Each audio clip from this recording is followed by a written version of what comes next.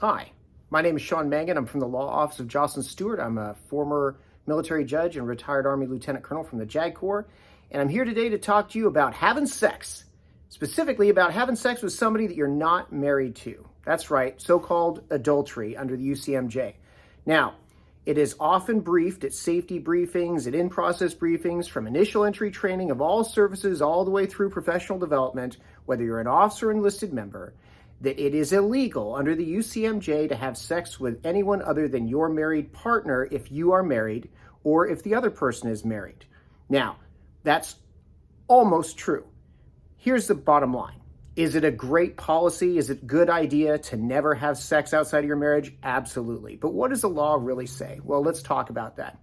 So adultery used to be a crime that goes way back in history, and lots of different jurisdictions had different laws about that, going all the way back to religion-based codes that were in different countries. And then later, under the Articles of War, the military adopted that basically to try and keep military personnel in line.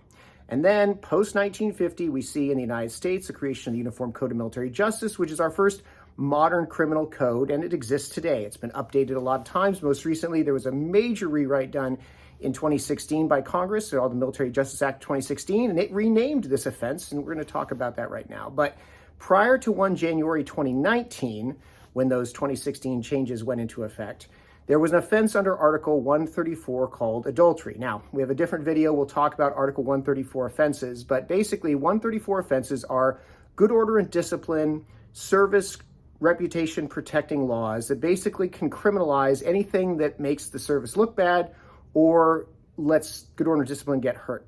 And inside that statute, so we're talking 10 U.S.C. 934 is the full legal name, and you find it in the U.S. Code.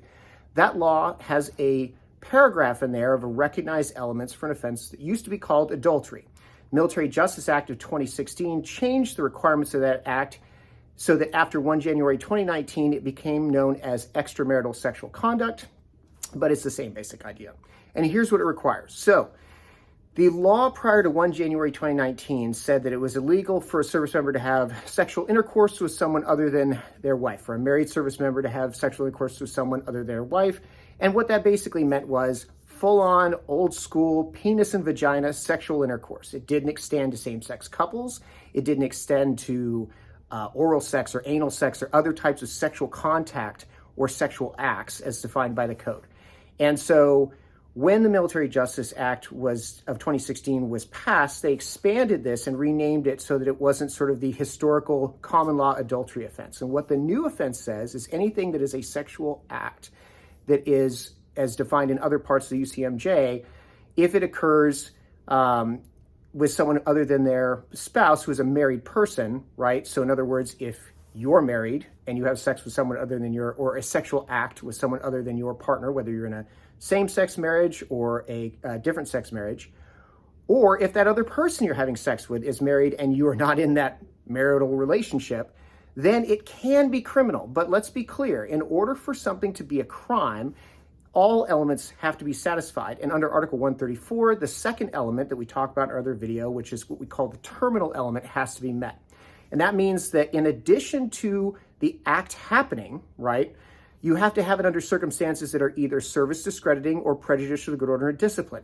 And when they rewrote the 2019 Act, they added some language that recognizes that it's an automatic sort of presumption of okay if there's legal separation. Now, it's not a full automatic defense. It doesn't negate it, but it creates a presumption of sort of an automatic claim against being prosecuted for it if you're in a legal separation. And why is that? Because divorce takes time. I've done a few divorce cases. It's not my primary practice. We don't handle that as our primary practice here at the Law Office of Jocelyn Stewart, but it is something that can be very lengthy, and people want to move on. They want to have relationships in their lives. So people who are going through divorce who are legally separated, even if they engage in a sexual act, again, that's sexual intercourse, penis to vagina, anal intercourse, oral sex, or any kind of penetration, sexual contact of the genitalia that normally would fall under a sex act as defined in Article 120, for example, is okay even if you are legally married. So that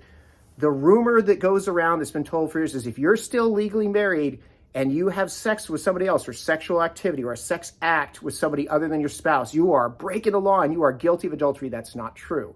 If you are legally separated, it is a presumption that it is legal, and it's something that you can raise and prove to your chain of command. But frankly, even in cases where you are not legally separated, there may be an argument where your sexual intercourse or sexual activity with a sex partner who may be married, or you may be married at the time, due to the totality of circumstances, may create it such that it's not a crime under the UCMJ.